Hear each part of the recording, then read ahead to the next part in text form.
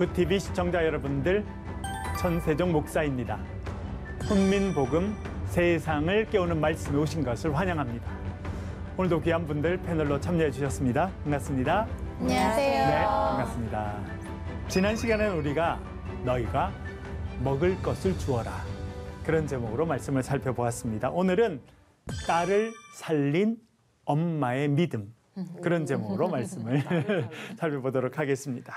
우리 여기 장혜원 아나운서 엄마이신데요. 네. 엄마로 지내시면서 아이를 기르시면서 가장 기뻤던 순간, 이런 거 참 기쁘더라, 그런 게 있으시다면? 있죠. 네. 그러니까 아이한테 제가 뭔가를 해줬을 때, 예를 들면 맛있는 음식, 선물, 네. 뭐 놀아주기 했을 때 아이가 원하는 것을 해줘서 그 아이의 표정이 만족할 때, 그때 아이가 너무 만족할 때. 기뻐요. 그렇죠. 네. 그럴 때 아주 기쁘고. 네. 오늘 또 김수정 아나운서께서도 아이들이 여럿 있으신데 네. 어떤 때 엄마로서 이렇게 가장 기쁨을 느끼시는가요? 뭐 매일 매 순간 기쁘겠지만 저는 뭐 기쁘다기보다는 아이가 제가 뭐 어디가 약간 부딪혔을 때나 이럴 때 엄마 괜찮아요? 라고 이렇게 물어줬을 때 그렇게. 너무 막 위로가 되고 네. 괜찮아 엄마 고마워 얘기하게 되는 때 그러네요, 진짜. 네. 그렇게 아이들을 기르는 거 참 쉬운 일이 아니지만 큰 기쁨이 될 때가 있어요. 그런데 아이를 기르면서 엄마로서 가장 힘들 때가 있습니다. 그거는 아이가 아플 때예요. 네. 그렇죠. 그래서 차라리 내가 아프면 낫지, 아이가 아픈 모습을 보는 것이 너무나 힘든 일일 때가 있습니다. 이런 아픈 딸을 둔 엄마 이야기를 오늘 좀 더 살펴보려고 합니다. 먼저 성경을 한번 읽어볼게요. 네, 마가복음 7장 24절 한번 읽어주십시오. 장혜원님. 예수께서 일어나사 거기를 떠나 두로 지방으로 가서 한 집에 들어가 아무도 모르게 하시려 하나 숨길 수 없더라. 아멘. 아멘. 여기서 예수께서 일어나셨다, 이렇게 돼 있습니다. 이거는 마가의 특징적인 표현인데요. 예수님께서 특별한 일을 새로 시작하실 때 이렇게 예수님이 일어나셨다, 이렇게 씁니다. 그래서 예수님께서 이제는 어떤 특별한 일을 하시냐고 하면 두로 지방으로 가셨다는 겁니다. 두로 지방은 이스라엘 땅이 아니에요. 이스라엘에서 북쪽으로 한 25km 정도 떨어져 있는 이방인 지역입니다. 아, 진짜요? 어떤 나라인가요, 그러면? 예, 두로라고 하는데 그게 질문을 나라예요? 잘했어요. 예, 작은 섬나라예요. 섬나라. 그리고 주로 이방인들이 살죠. 유대인들은 살지 않습니다. 사실은 이 작은 섬나라였는데 여기는 무역을 많이 했어요. 배를 만들어서 무역을 해서 아주 부강한 그런 나라가 됐습니다. 사실은 다윗과 솔로몬 때는요, 이 두로가 되게 가까웠어요. 그래서 다윗과 솔로몬이 궁전을 짓고 이렇게 할 때 백향목을 보내준다든지 그렇네요. 기술자를 보내준다든지 그런 거를 두로가 했어요. 기억이 났습니다. 네, 그렇죠. 두로왕 네. 히람이 뭘 이렇게 백향목을 보내주고 기술자를 그래서 관계가 좋았어. 근데 그 다음에 시간이 지나면서 관계가 멀어집니다.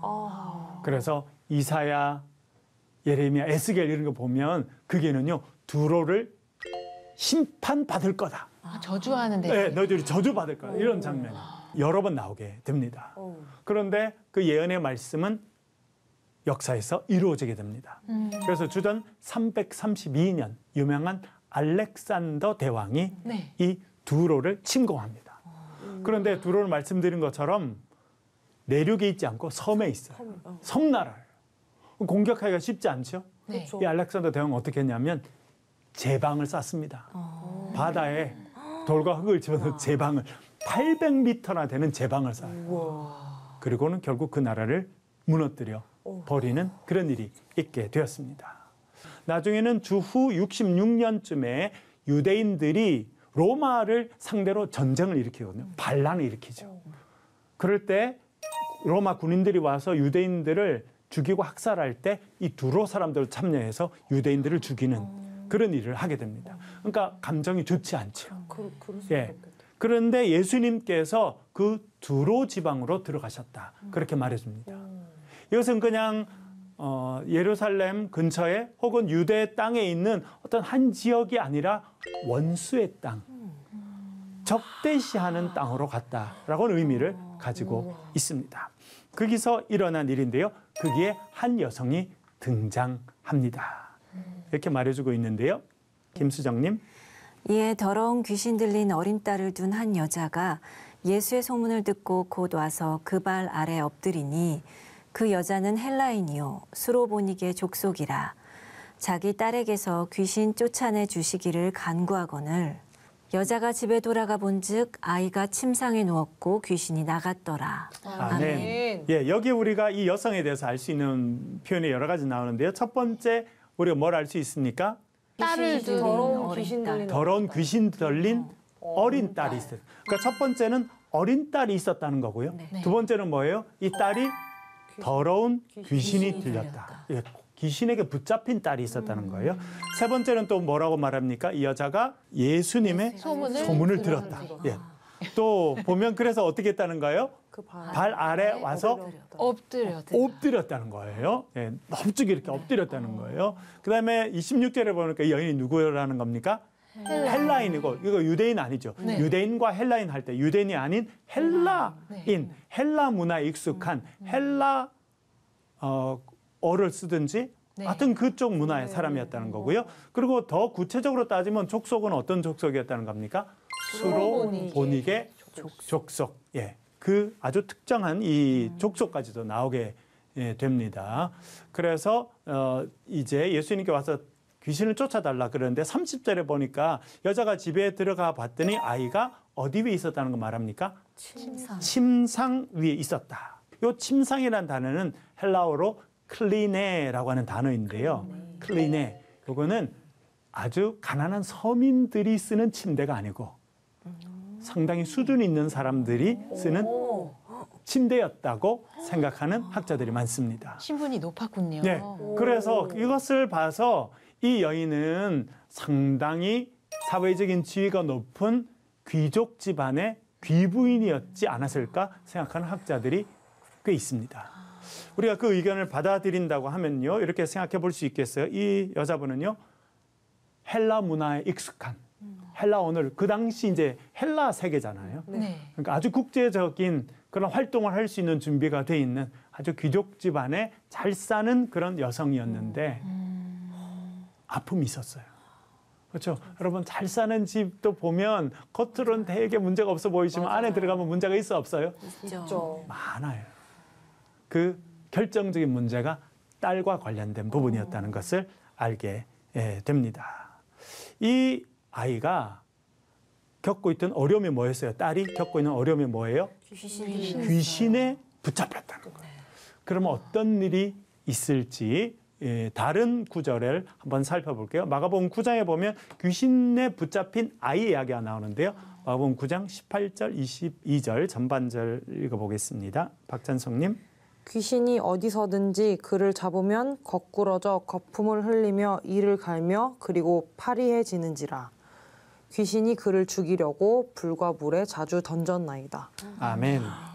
귀신이 그를 탁 붙잡는 순간 어떻게 되냐면 그를 잡으면 거꾸러져라고 돼 있는데 여기서 하는 거 그냥 넘어지는 정도가 아니라 땅바닥에 맺혔다는 거예요.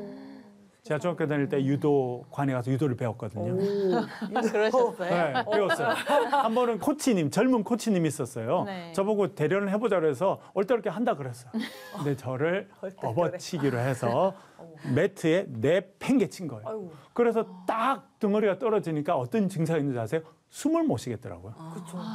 숨이 쓰지가 않아요. 세상에. 네, 왜 그런 일을 저한테 하셨는지 모르겠는데 하여튼 여기서 거꾸로 졌다고 하는 거는 그렇게 애를 땅바닥에 내쳤다는 거예요. 그러니까 아이가 어떻게 됐어요? 입에 거품을 뿜고요. 그렇죠? 그리고 어떻게 해요? 이를 막 갈고 그리고 파리해졌다 그렇게 표현했는데요. 숨을 못 쉬면 어떻게 돼요? 얼굴이 새파래지죠. 그렇죠. 얼굴이 새파랗게 되죠. 그리고 몸이 점점 굳어가는 뻣뻣해진 그런 증세를 겪었다는 거예요. 그리고 22절에 보면 귀신이 그를 죽이려고 어디다 또 던졌다는 거예요? 불과 물에. 불에도 던지고 그렇죠? 또 죽이려고 물에도 던지고 이런 일을 했다는 겁니다. 그러면은 그 귀신에 이렇게 붙잡힌 사람은 이제 불과 물에 자주 던져졌다는 거는 본인이 불 속으로 뛰어들고 물 속으로 뛰어들었다. 그렇겠다는 거죠. 딴 사람이 보면 제가 왜 저러지 그렇지만 사실은 그 사람 의지로 하는 것이 아니라 귀신이 그렇게 하게 하는 거예요. 물론 이것은 이제 9장에 나오는 우리 다음 시간에 살펴볼 9장에 나오는 아이의 모습이지만 사실은 7장 오늘 우리가 지금 공부하고 있는 이 수로보니게 여인의 딸이 흉악한 귀신, 더러운 귀신. 왜 더럽다고 그러냐면 아이를 그렇게 만드니까. 그래서 더러운 귀신에 붙잡힌 아이도 이런 고통을 겪고 있었지 않았을까? 우리가 상상해 볼 수 있겠습니다. 그러니까 겉으로는 너무 화려해요. 아주 큰 저택에 명품 백을 들고 좋은 고급 승용차의 뒷자리에 앉아서 밖으로 쇼핑하러 가는 삶을 살았지만 집안에 들어오면 너무나 어두운 거예요. 어두운 터널 한복판에 있는 것 같은 이 여인의 삶에 희망의 빛이 비추게 됩니다. 그 모습을 이렇게 표현하는데요. 우리 25절을 한번 읽어보겠습니다. 7장 25절 장혜원님. 이에 더러운 귀신 들린 어린 딸을 둔 한 여자가 예수의 소문을 듣고 곧 와서 그 발 아래 엎드리니. 아멘. 예, 귀신 들린 어린 딸을 둔 여자에게 있는데 그 여인의 삶에 비친 서광이 여기 있습니다. 그것이 뭘까요? 예수의 소문을 듣고예요. 예수의 소문이 들리는 것이 복입니다. 그것이 인생의 전환점이 터닝 포인트가 되는 거예요. 캄캄한 터널과 같은데 그때 예수님의 소문이 귀에 들립니다. 그것이 생명의 빛이 되는 거예요. 그래서 우리 귀에 뭐가 들리느냐 너무 중요합니다. 아무거나 듣는다고 다 들린다고 희망되지 않아요. 예수님의 소문, 그것이 뭐예요? 복음이고 말씀이라는 거예요. 예수 그리스도의 말씀이 들리니까 그녀의 삶에 희망이 생겨나게 되었음을 성경이 말해주고 있습니다. 교수님, 이 여자는 하나님을 믿지 않던 여자였지요. 그랬다고 그렇죠? 생각되죠. 네. 그럼 아이로 인해서 이제 예수님의 소문을 듣고. 그렇죠. 그 집에 아주 잘 사는 집이었으니까 사람들이 많이 왔다 갔다 하지 않았겠습니까? 네. 드로가 아주 국제적으로 무역도 많이 했으니까. 네. 그 중에 어떤 사람은 이스라엘도 다니는 사람이 있었을 거고 예수라는 사람이 있대요. 이러면서 이야기했죠. 그 사람이 어떤 뭐 치료도 해준대요. 이런 이야기를 하게 된 거죠. 근데 그 이야기가 귀에 딱 남았다는 거예요. 예수 이야기가 들렸다는 거예요. 근데 여러분 예수 이야기가 들리는 것이 삶의 터닝 포인트가 되고 전환점이 되잖아요. 네. 우리가 지난번 12회를 혈루증 앓았던 여인 이야기도 읽어봤잖아요. 네. 다시 한번 그 부분 읽어볼게요. 네. 마가복음 5장 27절인데요. 우리 김수정님 마가복음 5장 27절 한번 읽어봐 주세요. 예수의 소문을 듣고 무리 가운데 끼어 뒤로 와서 그의 옷에 손을 대니. 아멘. 네. 12회를 혈루증으로 앓았던 여인, 정말 어두운 터널 한복판에 죽음에 가까웠던 그녀의 삶의 터닝 포인트가 찾아옵니다. 그게 뭡니까? 예수의 소문이 들리는 거예요. 같죠, 여러분? 네. 예, 예수의 소문, 복음이 들리면 우리의 삶에 새로운 희망이 시작되는 거예요. 그런 일이 있었다고 하는 것을 알려주고 있습니다.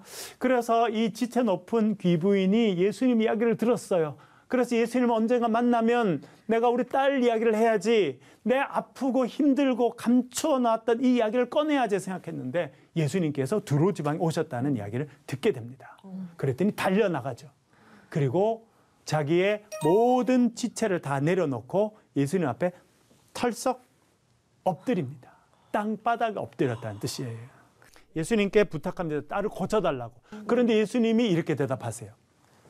예수께서 이르시되 자녀로 먼저 배불리 먹게 할지니 자녀의 떡을 취하여 개들에게 던짐이 마땅치 아니하니라. 아멘. 이거 참 아멘하기 어려운 말씀이 되어버렸어요. 그렇죠? 그 엄마가 가슴이 철렁했겠어요. 그렇죠. 이 여인은요 모든 걸 다 내려놨어요. 자기의 자존심도, 그렇죠? 귀분으로서의 사회적인 지위도 다 내려놓고. 그리고 그런 분들은요 더 많이 감추거든요. 왜? 루머가 되잖아요. 아, 그 집 그런 딸이 있대. 아, 뭐 이렇게 하니까 그게 얼마나 싫었겠어요. 그런데 그 모든 걸 내려놓고 예수님 앞에 엎드렸습니다. 발 앞에 젊은 예수님 앞에 이 귀부인이 엎드렸어요. 예수님 좀 도와주세요. 우리 딸이 귀신 들렸어요. 그러면 예수님께서 뭐라 말씀하셔야 돼요? 고쳐주겠다고. 얼마나 힘들었냐 너. 그리고 이렇게 나온 거 너무 그 용기와 그 믿음이 대단하다. 이렇게 하셔야 되는데 예수님 이렇게 말씀하세요. 뭐라 말씀하시냐면 개들에게 던짐이 마땅치. 자녀로 먼저 배불리게 해야지 자네의 떡을 취해서 개들에게 던지면 마땅하니. 너무 너무 맹성하신 상처받았어요. 비유가 좀 잔인해요. 그렇죠. 아니 그리고 첫 번째 보세요. 자녀로 먼저 배불리게 한다. 무슨 의미예요? 너는 유대인. 자녀의 아내예요? 아니라는 너 이방인이잖아. 네. 유대인 먼저야. 너 대상 아니야. 라고 이야기합니다. 그걸로 끝났어도 힘들 뻔했는데 뒤에 뭐라 그러세요? 자녀의 떡을 취해서 개들에게 던지는 것은 마땅치 않다. 맴집. 진심일까요? 그러니까. 교수님, 전 이 예수님인데? 부분에 진짜 네. 항상 궁금한 게요. 네. 그 여인이 예수님의 소문을 듣고 가서 지위와 신분을 다 내려놓고 엎드렸잖아요. 근데 그게 솔직히 제 생각에는 간절함일지 정말 믿음인지 그것도 솔직히 우린 구분할 수 없다고 생각해요. 그렇군요. 네. 그래서 예수님께서 한번 테스트를 테스트. 네, 이후에 이 여자가 테스트를. 얼마나 더 간절한 믿음인가 그냥 병 낫기 위한 간절함일 뿐인가 그런 거 아닐까라는 생각을 가끔 하곤 해요. 네, 저 아주 그 해석이 마음에 듭니다. 네, 그런가요? 예수님이 테스트해 보시는 것 같아요. 네. 그렇죠? 정말 믿음이 있는지. 안 그러면 그냥 나온 건지, 그렇죠? 그렇죠. 왜냐하면 네. 그때 병을 막 마술사도 고쳐주고 막 그러던 때 아니었어요. 그러니까 소문을 듣고 네. 또 다른 마술사를 찾았을 수도 있잖아요. 제 생각엔 그래요. 그런. 네. 아유, 주석을 또 다시 써야 될 것 같은 그런 생각. 한국으로 가셔서 강의를 제가 좀 엉뚱하게 상상을 많이 하곤 합니다. 여기에 특별히 충격적인 거는 개들에게 던진다는 거예요. 네. 좀 그 당시 유대인들은 자신들을 공격하고 힘들게 했던 사람들을 개들이라고 불렀어요. 그러니까 두로 사람들이 대표적으로 자기들을 힘들게 하고 어렵게 했잖아요. 그러니까 이 단어는 사실은 보통 유대인들이 부정적인 의미로 두로 사람들에게 쓰면서 이 단어를 썼던 것 같아요. 이렇게 표현했던 것 같아요. 근데 예수님도 그 단어를 쓰시니 얼마나 그것이 충격적이었을까 생각하게 됩니다. 저 궁금한 게 예수님이 두로 지방에 간 거잖아요, 지금. 네. 근데 진짜 그 자녀, 딸 그분을 위해 간 건지 아니면은 우리 유대인들에게 복음을 전하러 간 건지 네. 그게 갑자기 궁금해지는 거죠. 그러게요. 그거는 저도 공부를 좀 더 해봐야 될 것 같은데. 그 딸을 고치기 위한 의도된 네. 발걸음이셨는지. 근데 여기는 보면 가서 이 여인을 만난 이야기가 구체적으로 쓰여 있죠. 예. 그것은 예수님이 상당히 의도가 있었다고 생각해 볼 수 있는 가능성이 있습니다. 근데 여러분, 만약 여러분들이 정말 그런 여인이다, 그 엄마다, 너무 간절해서 예수님 앞에 나가서 엎드렸는데 예수님이 자녀 먼저야, 너 자녀 아니잖아. 그리고 자녀의 떡을 취해서 개들에게 던지는 거 있을 수 없는 일이야. 그렇게 하면 여러분 어떻게 반응하시겠어요? 내가 개가 됐네. 너무 저 같으면 그렇다. 예수님, 진짜 이럴 수 있어요? 그치. 그렇죠. 말 넘치. 제가 듣던 그 예수님 맞아요? 맞네. 딴 사람 온 거 아니에요? 아니 지금 그리고 어떻게 그렇게 말씀하세요? 아 참. 팔떡 일어나서 탁탁 털고 에이 잘못 찾았다. 집으로 딱 돌아가요. 치사해. 그렇죠. 걸고 치사해. 아유, 네, 더 이상 안 한다. 이래야 될 것 같은데. 연기 10점 만점에 10점. 그래야 될 것 같은데 여인은 전혀 다른 행동을 선택합니다. 왜 그러냐면 그녀의 간절함과 그녀의 믿음은요, 그녀로 하여금 전혀 다른 행동을 선택하도록 만들어요. 여기서 우리는 중요한 게 있습니다. 우리가 하는 모든 행동은요, 우리의 선택의 결과라는 겁니다. 그것을 정확하게 알려줬던 유명한 분이 있는데 빅터 프랭클이라고 하는 분입니다. 그는 유태인이었고 정신과 의사였습니다. 그런데 2차 세계대전 중에 잡혀요. 그래서 히틀러가 유태인들을 수용했던 강제 수용소 중에 하나에 들어가서 거기서 수용소 생활을 하게 되는데 그가 갇혔던 곳이 아우슈비츠였습니다. 가장 악명이 높았던 이 땅에 존재했던 지옥이라고 불렸던 아우슈비츠에 그는 수감돼서 거기서 수용자들, 그 안에 있는 사람들을 돌봐주는 의사 역할을 그 안에서 하게 됩니다. 그러면서 그가 그 처참한 상황 속에서 사람들의 모습을 정신과 의사로서 관찰합니다. 어떻게 반응하는지, 어떻게 변해가는지. 그리고 그가 나중에 나와서 죽음의 수용소에서라고 하는 책을 쓰게 되는데 세계적인 베스트셀러가 되게 되거든요. 그때 그가 관찰했던 것 중에 하나를 이렇게 쓰는데요. 한번 읽어볼게요. 장혜원님. 수면 부족과 식량 부족 그리고 다양한 정신적 스트레스를 받는 그런 환경이 수감자를 어떤 방식으로 행동하도록 유도할 가능성이 있음에도 불구하고 결국 최종적으로 분석을 해보면 그 수감자가 어떤 종류의 사람이 되는가 하는 것은 그 개인의 내적인 선택의 결과이지 수용소라는 환경의 영향이 아니라는 사실이 명백하게 드러난다. 근본적으로 어떤 사람이라도 심지어는 그렇게 척박한 환경에 있는 사람도 자기 자신이 정신적으로나 영적으로 어떤 사람이 될 것인가를 선택할 수 있다는 말이다. 이건 아멘 해야 되겠죠? 아멘. 네, 진짜 아멘 나오죠. 그 사람을 살펴본 거예요. 그 처참한 상황 가운데서도 끝까지 인간의 존엄성을 지키며 살아가는 사람이 있었어요. 그런 어떤 사람은 인간의 존엄성을 버리고 점점 짐승으로 바뀌어져 가는 사람이 있었는데 그가 생각한 것은 그것은 아우슈비츠라고 하는 끔찍한 환경의 결과가 아니라 자기의 내적인 선택이었다는 거예요. 그것을 이야기하고 있습니다. 본문으로 돌아가면요. 이 여인도 얼마나 충격적이었겠습니까? 그 상황이. 그러나 그녀의 행동은 전혀 다릅니다. 왜? 그녀가 전혀 다른 믿음의 언어를 선택하기 때문에 그렇습니다. 읽어볼게요. 우리 7장 28절인데요. 김수정님. 여자가 대답하여 이르되 주여 올소이다마는 상 아래 개들도 아이들이 먹던 부스러기를 먹나이다. 아멘. 여자가 대답하여 이르되 뭐라 그럽니까? 주여 올소이다만. 이게 여인의 지혜예요. 네. 보통이 아니네요. 그렇죠. 이게 믿음의 사람이 그녀가 예수님의 소문을 듣고 예수님에 대해 생각하고 묵상하면서 아마 믿음이 생긴 것 같고 그게 하나님 은혜로 지혜가 있습니다. 말하는 지혜가 있는 거예요. 주님 옳습니다. 그렇죠. 다 먼저 인정해주고 시작해야 돼요. 어떻게 그런 말 할 수 있어요? 이래가지고는 안 돼요. 주여 옳습니다. 맞습니다. 저는 자녀 아닙니다. 이방인입니다. 첫 번째 아니고요. 두 번째, 세 번째예요. 라고 인정합니다. 그리고 뭐라 그럽니까? 그런데요. 상 아래 개들도 아이들이 먹던 부스러기를 먹습니다. 아이들이 밥을 먹다가요. 그렇죠? 상 위에서 밥을 먹다가 흘리죠? 우리 김수님도 여전히 흘리는 애가 있죠? 네, 매일같이 매일같이 밥 먹을 때 흘리죠? 청소기. 네. 그러면 누가 와 있냐면 집에 멍멍이가 와 있어요. 저희 집에도 멍멍이가 있거든요. 쿠키라고. 저와 아내가 밥 먹을 때마다 걔는 상 밑에 와서 기다려요. 그래서 우리 중에 제일 말씀으로 사는 애가 얘다. 우리 이렇게 생각하거든요. 말씀을 실천하고 살아요. 네, 말씀이 이루어질 걸 알고 상 밑에 와서 기다리니까요. 근데 여기서 중요한 단어가 하나 있어요. 사실은 이 여인의 지혜가 여기서 또 있는데요. 예수님께서 아까 자녀들의 떡을 취해서 개들에게 던짐이 마땅치 않다 그렇게 말씀하셨잖아요. 근데 예수님께서 어떤 단어를 쓰시냐면 큐나리온이라는 단어를 씁니다. 큐나리온. 어떻게 쓰시냐면 이 단어는요. 길거리에 다니는 막 사냥하는 아주 거친 들개들 있잖아요. 길거리의 개들에게는 쓰지 않아요. 누구한테 쓰냐면 집안에 있는 반려견에게 쓰는 단어예요. 그렇군요.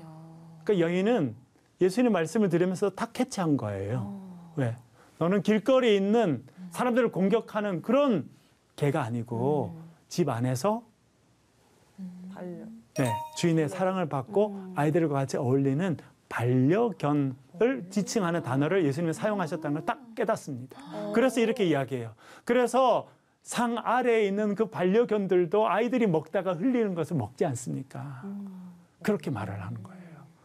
저도 그렇게 부스럭이라도 주시면 감사히 먹겠습니다. 라고 고백하고 있는 것입니다. 참 지혜롭죠. 네. 이게 이 여인의 지혜고 어떻게 보면 간절한 기도의 제목이 있는 엄마의 간절함과 지혜라 이렇게 생각이 듭니다. 그리고 예수님께서 이렇게 말씀하시죠. 우리 7장 29절 읽어볼게요. 박찬성님. 예수께서 이르시되 이 말을 하였으니 돌아가라. 귀신이 내 딸에게서 나갔느니라 하시매. 아멘. 아멘. 여기서 예수님께서 뭐라 말씀하십니까? 너의 믿음이 크다. 이렇게 말씀하신 것이 아니라 뭐라 말씀하세요? 이 말을 하였으니. 너의 말을 들어보니 그 말에 지혜가 있고 그 말에 믿음이 다 들어있으니 그렇죠? 여러분 말하는 게 얼마나 중요한지 몰라요. 내 속이 어떻든 그거를 내가 어떻게 말로 표현하느냐는 너무 중요해. 상당히 중요해요. 그렇죠? 그래서 예수님께서 네가 이 믿음의 말을 했으니 돌아가라. 귀신이 내 딸에서 나갔느니라. 여기 보세요. 나갈 것이다 했습니까? 나갔느니라 했습니까? 나갔느니라. 이미 나갔다는 거예요. 언제 나갔을까요? 그 말을 하는 엄마가 그 고백을 하는 순간 귀신은 벌써 떠나갔다는 거예요. 아멘. 네. 그래서 이렇게 마무리합니다. 우리 30절 읽어볼게요. 장혜원님. 여자가 집에 돌아가 본즉 아이가 침상에 누웠고 귀신이 나갔더라. 아멘. 아멘. 이 여인이 이제 집으로 돌아갔어요. 딸이 어떻게 됐을까 너무 궁금하죠. 딱 갔더니 아이는 여전히 침상 위에 고급스러운 침상 위에 누워 있는데 어떻게 됐다는 거예요? 귀신이 이미 떠나가고 아이는 편안히 잠들어 있는 모습을 보게 됩니다. 하나님의 치료의 역사가 구원의 역사가 그 가정에 이루어지게 되었다라고 하는 것을 알게 됩니다.